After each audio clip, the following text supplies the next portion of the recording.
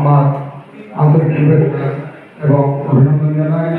এবং এই যে মাতৃভাষা দিবস উপলক্ষে যে সমস্ত শহীদ আন্দোলন করেছিলেন তাদেরকে আমার আন্তরিক বিনম্র শ্রদ্ধা জানিয়ে আমার স্মরণীয় একটা কবিতা পাঠ করে শোনাচ্ছি।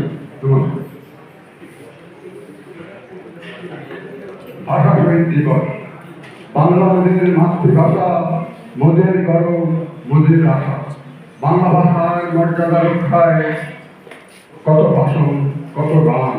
ভাষা নিয়ে লড়তে গিয়ে শহীদ হয়েছে কত প্রাণ। প্রাণ দিয়েছে সালাম রফিকুদ্দিনের, জব্বার, বরকত সহ আরো অনেকে।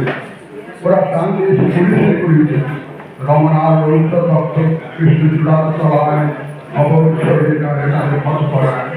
আমরা তো পারি না তাদের ভুলতে, সম্মান জানাই ভাষা শহীদ দিবসে। তাদের সম্মান জানাই ঢাকা শহীদ মিনারে ফুল ফুটানের মাধ্যমে। সম্মান জানাই বিভিন্ন সভা সমিতিতে, গানে, কবিতায়, ভাষণে।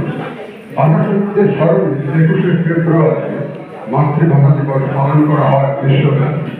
আন্তর্জাতিক মাতৃভাষা দিবস, যার অপর নাম ভাষা শহীদ দিবস।